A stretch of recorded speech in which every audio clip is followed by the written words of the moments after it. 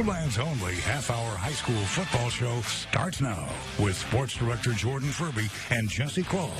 This is SportsZone, sponsored in part by Woodhouse Auto Family. We're the Punk Indians. Halloween may still be 4 days away, but tonight we're putting a scare in the Trojans of Hardington CC.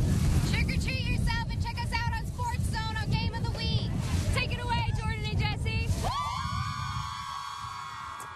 And good Friday evening, everybody. Welcome into the season finale of the KCAU 9 SportsZone, Siouxland's only half-hour high school football show. I'm Jordan Furbee, joined by the only man allowed to talk about Fight Club, Jesse Krull. You always come up with those. I don't know where you get them. I love them, Most interesting man, dude. You just got to look them up each week. Definitely. We got 15 games on tap for you this evening, including plenty of teams fighting for a district crown and the playoffs. Leaving it to my favorite sport, some hockey. Absolutely. Mine, too. Let's get things rolling, though, with our Woodhouse Game of the Week, where it was winner-take-all between number 3 HCC and number 2 Ponca. Now, folks, anytime two rivals get together, it's fun. Anytime two rivals get together and are undefeated, funner. Yeah, I know that's not a word. Anytime two rivals get together, are undefeated, and are playing for a district title, that's incredible. No, we're not using funnest. That's not a word. Number 3, Hardington CC, and number 2, Ponca met up tonight with all of those things on the line. Let's head out to Ponca for this winner-take-all game of the week. A windy, windy night out there in Ponca, Nebraska.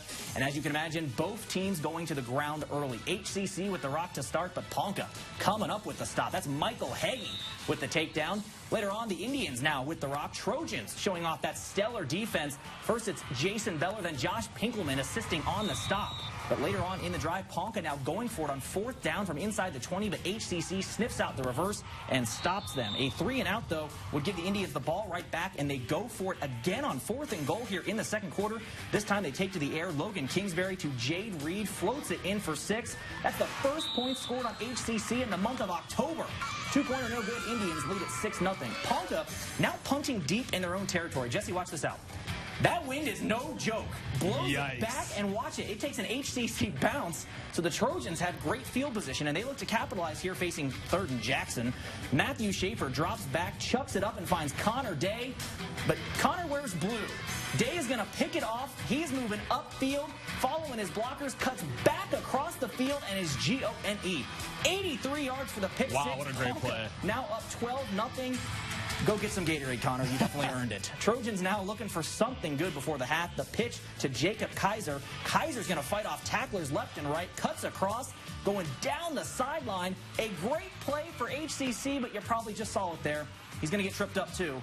Flag on the play. It doesn't count. 12-0 Ponca heading into halftime. And the Indians take the district crown and remain undefeated 22-0. Well, back in Iowa, for Bishop Heelan to make the playoffs, the Crusaders had to win tonight and hope for some big help. Definitely. They had to hope for a Spencer loss or a win, and also to hope their wild card points were high enough to earn a spot, or they risked missing the playoffs in back-to-back seasons for the first time since we were born, since the 70s. Hey, no more out of you. So we're going to head up to the lakes now. The Crusaders visiting Spirit Lake. We're in the second quarter, and the game scoreless. Heelan, Sabian Clark.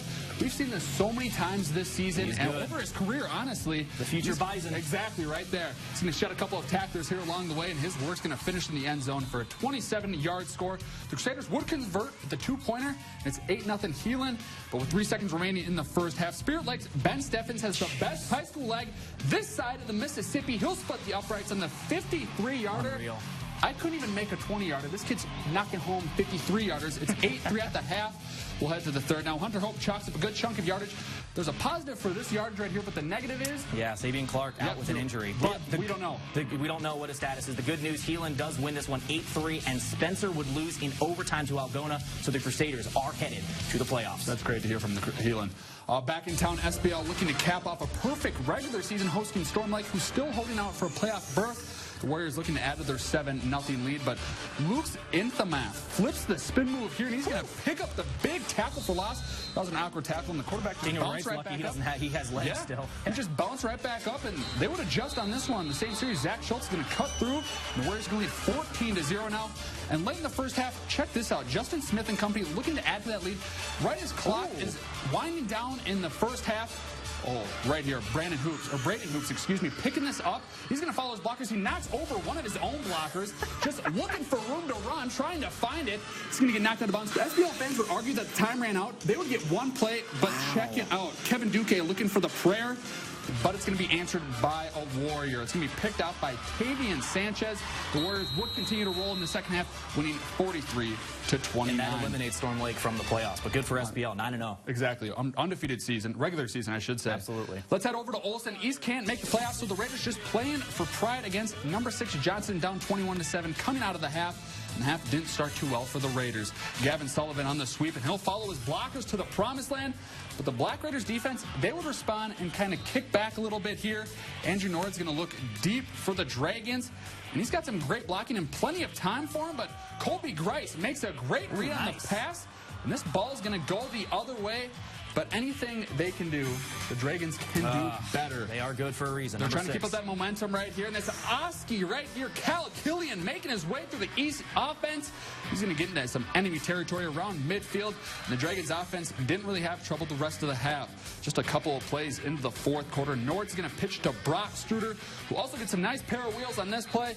He'll dive for the pylon, chalking up another 6 for the Dragons. And unfortunately, the Black Raiders failed to slay the Dragons. They lose 35-7. Tough loss for them. Let's stay at Olson. This is action from Thursday. North trying to finish the season strong, taking on Waukee. First quarter, Warriors already up 7-0, and they add some more. Mitch Randall is going to throw back to Brandon Tasaw. This dude's got blockers. He's got wheels. Makes his way down the sideline. Big man in front of him. Bowls over and dives in for 6. It's 14-0 Waukee. North now looking for an answer, but Quentin Kruzmark's pass is going to be picked off by Zach Eaton, and we're going the other way. The Stars, though, show some defense. They make a nice stop here. Matt Hagan with the tackle. Waukee would go for it on 4th down and turn it over on downs, but then North would turn it right back over. The snap is going to be fumbled. Waukee recovers, and they score from there. Randall to Sam DeVries for 6 more. Was not pretty. Waukee would roll over North, 63-6. Also from last night, Dakota Valley looking to cap off their perfect regular season, taking on T-Area. The Titans are going to pump the ball to Nate Rice. They probably don't want to do this again. Finds a hole, makes a few defenders miss, and is gone for the score. DV up 14-0. Panthers, look at that. It's all Panthers in front of them. My goodness. They again get the rock back. DV does. Austin Carter is going to take the direct snap after those cheerleaders do some push-ups. Can you do it that many? I probably can. Well, we won't. We will get to it later. This is Jack McCabe coming up with a nice diving catch. That would set up a Carter touchdown a few plays later. T, though, would get on the board here with a touchdown. That would make it 21-6, but it was all DV in this one. Carter would run in another score, and the Panthers cap off their first perfect season since 2007. Jesse was probably not even born then. 35-6. They'll be the 2 seed next week and host 7th seed Pine Ridge coming up next Thursday in McCook Lake. All right, well, we got to take a quick break, but don't go anywhere. We're just getting started here tonight. Still plenty to get to, including another undefeated winner-take-all match in Nebraska, a win and you're in, lose and you go home battle in Iowa. Plus, we'll award our play of the night and give out a $50 gift card to Rushworks. Stay in the zone. We're the Cedar Catholic Trojans. Don't cool anywhere. SportsZone will be back with more fantastic highlights after the break. And welcome back into SportsZone. Well, last week, Norfolk Catholic gave head coach Jeff Beller record-setting win number 344 with the victory over Wayne. You did. Maybe it was you. I don't know. I'm not going to take credit. We'll give credit to Coach Beller and the Knights. But the celebration was probably short-lived because Norfolk Catholic had a tough one to finish up the season at number 6 West Point Beamer, who also enters 8-0. The winner of this one takes the district crown and possible top seed in C1. We picked this one up in the first quarter after the Cadets' drive stumbles. Look at this. Zach Schindler for Norfolk Catholic going to block the punt, and the Knights would fall on it. And just a few seconds later after that, it's Dylan Kotz punching it in for the score. 2-point conversion was good as the Knights go on top here. He is incredible. Later in the first, the Cadets are going to cough up the rock again, and it's Ryan Veeder falling on it to give Norfolk Catholic the ball right back. And then on the same drive, Nate Brungart is going to pass it deep with the win to Chase Clausen. They would finish the drive with another touchdown later on, and Norfolk Catholic captures the district and moves to 9-0 with a 49-21 win. Over to Battle Creek, the 6th-ranked Braves hosting Stanton. This one shot by Dustin Stortzman and Emma Meisenheimer of our SportsZone partners at NECC. First quarter, BC with the ball, and they're going to score on their first drive. Check out this pass Ty Hines on a dime to Stonecraft. Love the name. Yeah, we love Battle that Creek name. goes on top 7-0 early. Still in the first, the Braves are going to get the ball right back after Stanton's quarterback is going to throw an interception. It's going to be caught by Slatecraft. Stone and Slate. Another great name. Love it. Love it. Battle Creek still up 7-0, and then later on, a 5-yard pass from Hines to Blake Heller for another BC touchdown. Braves on top 14-0. Then in the second, they would get another score. Weston Johnson runs it in from 5 yards out. 21-0 BC at that point. They roll past Stanton tonight, 48-8. Your final. After starting the season 0-3, the Norfolk Panthers have won their 4 of their last 5 games. Just incredible to pick up that pace. Absolutely. The good news is they still have a shot to make the playoffs. The bad news, they have to face one of the best teams in Class A to reach that postseason. Big hump, they got to get that over that. The Panthers, they're hosting number 6 Omaha Westside. This one was also shot by Dustin Stortzman and Emma Meisenheimer at NECC. So thank you for that game. In the first quarter, Brandon Hart gives it off to Connor Clayton. Clayton showing off the wheels on this play. Going up the sidelines, he'll chalk up a 60-yard score. Actually, he didn't chalk up a 60-yard score, but he will chalk up a score. Omaha Westside leads 28-7. Hart doing work on the aerial attack, too. He'll toss it up to Garrett Henry, and that would be up another yard touchdown right there. Omaha Westside opens up their lead 35-7. They would just continue to roll. It wasn't going Norfolk's way either. Garrett Henry makes a great play on the ball, and he will turn it to around midfield. And Omaha Westside's going to chalk up 3 more points, and they take this one 38-7, ending Norfolk's playoff hopes. We got some action from Thursday. Wayne looking to pad its playoff resume, taking on O'Neill. We're going to be scoreless in the first quarter until Juan Vergara is going to take the handoff. And he's going to break up the side, and is he even touched? Loose. Okay, he's touched there. No, not touched there. Barely. Maybe once. Yeah. Wow. But he's got some speed, and he's going to show it right there. He's got reservations for 6, and that's great. They knock in the 2-point conversion. They're up 8-0. Later in the first, the Devils, they're going to go for it on 4th down here. I got faked out on the handoff. And so did I'm the sorry. defense. Bo Bowers, he's going to fake it there and give it off to Mason Lee. It's 16-0 Blue Devils, and then Wayne's defense, they were holding their own as well. This is incredible. Yeah, you saw this play. You were Unreal. just shaking Look your at head. Look at this.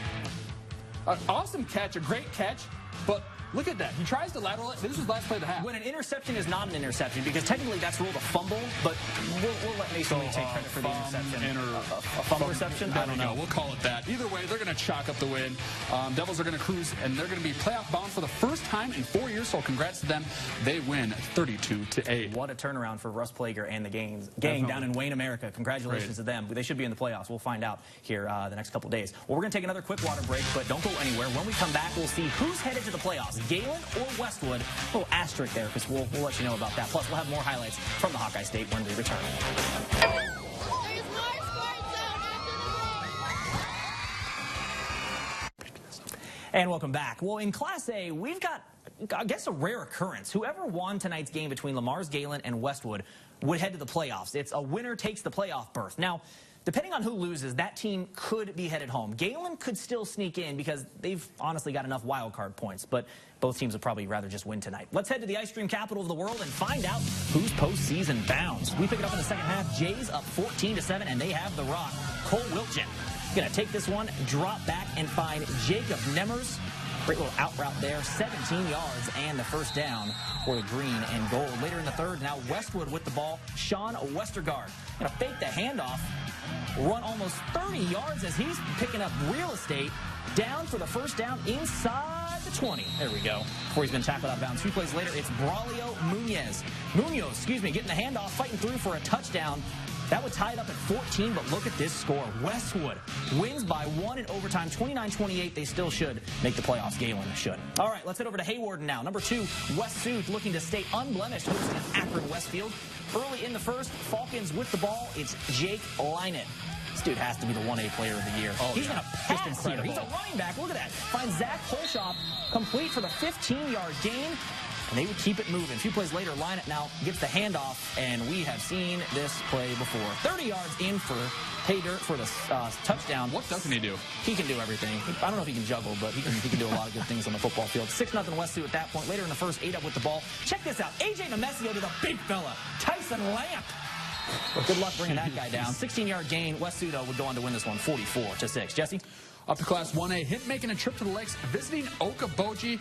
We're going to pick this one up in the first quarter. And Hint's O-line, they were dominant from the start of this game. Wyatt Stuckey, what a great name. He's going to trudge his way for a 3-yard score, and it's 7-0 Blackhawks. On their very next possession, Braden Bunk, another great last name, with the play action. He'll connect with nice Turner throw. Schmidt for a 17-yard score. Yeah, it was a pretty good throw from him, and Hinton's going to double its lead with that score. Blackhawks, they're going to go back to the ground game. Brennan Stitzman following his blockers for a 29-yard run. What a great run right here. He's going to just use his speed, honestly, get around to the defenders, shake one, slap the helmet on two, and get taken down finally. And he's going to finish off his work. Yeah, he's going to finish off his work right here for a 3-yard scamper in for the score. Hinton's going to chalk up the big win, 48-8. Good way to end the season for them. They won't be making the playoffs, but hey, they could have a bright future next year. I was going to say, it's going to be an exciting future for them. Absolutely. Hey, football might be done, but the Muskies, they're coming up. Let's see if they can chalk up 2 straight home wins when we come back. And welcome back. Well, the Sioux City Musketeers are in the midst of a nice stretch of home games. Starting tonight, 10 of the next 12 are in the friendly confines of the Tyson Event Center, and a chance for the squad to pick up some big points. Now, why am I wearing this? Just because you like it, right? Well, obviously, and it looks good. I feel like I'm going to the Derby. But I love it. I made a bet with Luke Strand that he should wear a pink jacket, and so he said, all right, I will if you will. So I'm wearing this jacket tonight as we do the highlights. He's going to wear it tomorrow. He's for definitely Pink going in to the be my Ring. establisher shot. Absolutely. If I see this. He's wearing this for Pink in the Ring tomorrow, so make sure everybody gets out there and checks out Pink in the Rink. Of course, it goes to a great cause, $6 of the ticket prices. And it's actually a pink rink, like we're not yes, joking here. And pink jerseys and everything. So you'll see Mr. Strand wearing this, not this exact one, but pretty close tomorrow on the bench. Let's check out the highlights from tonight. The Muskies hosting the hated Waterloo Blackhawks. Both teams 2-1 coming into the weekend. Early on, Ryan Leibold is going to throw one on net and fights for the rebound, but the Blackhawks outworked Sioux City for most of the night tonight. Still scoreless in the first. It's Matt Fawcett knocking the puck on net, but nobody's there to handle the rebound, and Waterloo would escape. It was 2-0 after the first period. Musketeers goaltender Matt Jarusik was pulled in the second after allowing his 4th goal. The final tonight, I believe it was 4-0. Tough night for the Muskies. Again, like I mentioned, Pink in the Ring coming up tomorrow night when last place Des Moines comes to town. Yikes, that's rough. It is, but hey, there's a game tomorrow, so we can bounce back. Exciting. All righty. And now we're going to check out our play of the night. Let's hope that tomorrow brings some big plays too. So we're going to look at another one coming from our game of the week. We always seem to have big plays from this one. We're going to check out this one. We saw it earlier, and it was a great interception. Matthew Schaefer of HCC is going to drop back, and he's going to find Connor Day, well, we all know he's wearing blue, and he's going to point. He's pointing where his blocker is going to pick him up. He's going to zigzag his way through the defense, or should I say offense, at this point, and all green in front of him. No one's in front of him, and he's going to chalk up an 83-yard pick. So, Day Island. Maybe Day Island. I like that. Night and day, I don't know. We Connor can, Island. yeah, we can play off that. But they would go up and win. Good for them. All right, well, our fan photo of the night and the winner of a $50 gift card to Rushworks is Bill McKelvey from Sergeant Bluff. Sent this picture in on Twitter to our SportsZone Twitter account. Great shot from Sergeant Bluff tonight. Of course, the season finale for the Sergeant Bluff Luton Warriors, and they pick up the win, moving to 9-0. One thing that's missing? Yep. I was at that game. I'm not seeing myself. I'm sorry. I think you're in the corner. Oh, okay. I'm invisible. Is that what it is? We do want to get to the Muskies did add a score on the board, so 4-1 they fall, but they'll look to bounce back tomorrow. All right.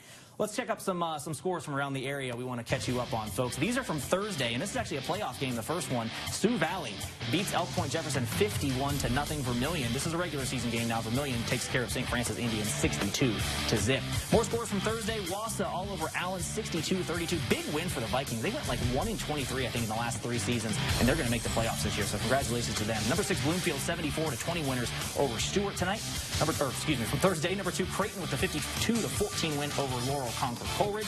Guardian Angels CC in a high-scoring affair, 14 points better than Pender, 64-50. Lutheran High Northeast picks up a 7-point win over Crofton, 34-27. Osmond over St. Mary's, 42-14 from Thursday. And we've got some more here. Plainview with a 2-point win over Hartington Newcastle, 34-32. And Wakefield takes down Niobrara Verdigris, 72-20. These scores are actually from Friday night. Tonight, Ankeny Centennial taking down Sioux City West 69-0. And Newell Fonda beating Collins Maxwell 62-6. So big wins from both those teams. And Audubon shuts out Orweva 59-0. And South Central Calhoun takes East Sac County down 35-7. Spencer, will they lose to Algona in a tough one? All they had to do was win, and they were in the playoffs. And Algona, credit to them, they had nothing to play for except knocking Spencer out, and they did it in overtime. And they fought in overtime, yeah. 31-24. And then Westline with a huge win over MOC Floyd Valley, 42-14. And Remsen St. Mary's, huge win over Clay Central 80-3. And Boyden Hall Rock Valley, they get another big win too. Central Lyon, 41-13. MOC Floyd Valley takes down Estherville Lincoln Central 42-14, while BHRV, they beat Central Line 41-13. Sioux Center, another big win for them too. Pocahontas, they beat them 46-8. While Unity Christians, they dropped Alta Aurelia 22-8. All right, let's check out some more scores. Lawton Bronson finishing the season strong with a 36-6 win over Maple Valley Anthony Charter Oak Ute. Got through all those school names. Harris Lake Park also victorious tonight over KP 46-16. West Bend Mallard is shut out by GTRA 48-0. I believe this is OABCIG with the big win 63-13 over Trainer. Western Christian picks up the dub 41-8 over Sibley O'Cheeden. Ridgeview, big winners tonight, 45-7 over South O'Brien. Denison Schleswig falls to Winterset. The score of this at halftime was 3-2. Winterset like goes on to win it, or baseball, 18-3. IKM Manning also victorious tonight, 40-14 over Tri-Center. South Sioux City, they were leading at halftime. Unfortunately, they could not get the win to finish the season. They fall 21-18. Loganview, though, picks up the win over BRLD 21-20, the final in that That's one. tough for the Cardinals. Yeah, it is. Tough loss for them. But next season is a new year. Pierce with a 73-14 win over Madison. Great win for the Blue Jays. They will hold out hopes for a playoff berth. Emerson Hubbard all over Randolph tonight, 42-12. All right, and one final score? Why not? Over Winside, 58-22. All right, let's check out coming up tomorrow. Iowa returns as the Hawks hit the road off their bye week to face Northwestern on ESPN2. Also at 11, Iowa State will head to Lubbock, Texas to take on Texas Tech. That game is on FS1. Some FCS action. UNI is going to host number 9 Youngstown State at 1 o'clock, while number 4 USD hits the road to face number 24 Illinois State. Both of those games are on ESPN3. Then at D2, Wayne State travels to 11th ranked Winona State at 2 o'clock. Finally in the GPAC, Briarcliff heads to Dakota Wesleyan. Number 4 Morningside hosts Hastings. Then a good one here. Number 15 Northwestern travels to number 19 Doane, and Dort hosts Concordia. All those games kick off at 1. And finally, as we mentioned, the Muskies back in action tomorrow for Pink in the Rink. They host the Des Moines Buccaneers at 7:05. Get out there, wear your pink, support the Muskies, cheer them on to a win. Jesse will have highlights of all of those games coming up tomorrow. All right, for Jesse Krull, I'm Jordan Furbee. Thanks for joining us this season. We'll see you back next week for the playoffs.